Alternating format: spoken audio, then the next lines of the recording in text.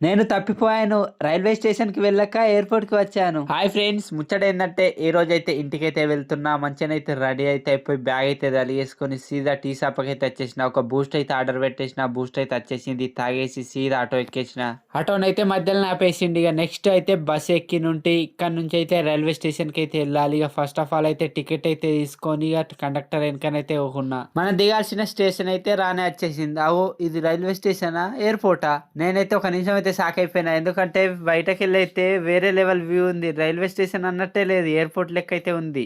ఇదైతే చిల్రపల్లి railway station కొత్తగానైతే అయింది. రీసెంట్‌గా ఒక సంవత్సరం అయితే అయితుందట. కానీ లోపల మాత్రం ఎయిర్‌పోర్ట్ తీరైతే సెట్టింగ్స్ గాని, ఆ లైటింగ్స్ గాని, ఆ డిజైన్స్ గాని వేరే లెవెల్ అయితే ఉన్నాయి. ఇగ నేనైతే ఇప్పుడు టికెట్ కౌంటర్ దగ్గరికైతే ఎళ్తున్నా. ఇక్కడ చూడండి ఎంత బాగుంది.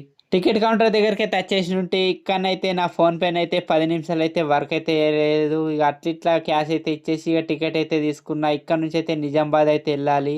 మన ప్లాట్‌ఫార్మ్ నంబర్ వచ్చేసి 5 ఇక్కడ 5 అండ్ 4 అయితే ఉండే. ఇగ దిగితే అర్థమైతదని దిగేసినుంటి. మనమైతే కరెక్ట్ లొకేషన్ దగ్గరికైతే వచ్చేసినుంటి. ప్లాట్‌ఫార్మ్ నంబర్ 5 అయితే ఇగ ట్రైన్ అయితే రానే వచ్చేసింది. మనదైతే జనరల్ టికెట్ లోపలికైతే ఎళ్ళిపోయినా. జనరల్ టికెట్ కాబట్టి పబ్లిక్ బాగా ఉంటారనుకున్నా. కానీ ఎవరైతే లేరు. మనకైతే సీట్ అయితే అట్లా ఇట్లా దొరికేసింది. అక్కడ ఊకున్న ఒక 2 సమోసాలైతే వచ్చేసినాయి. అవైతే ఏసేసినుంటి. పార్ట్ 2లో మళ్ళీ కలుద్దాం. Please do follow.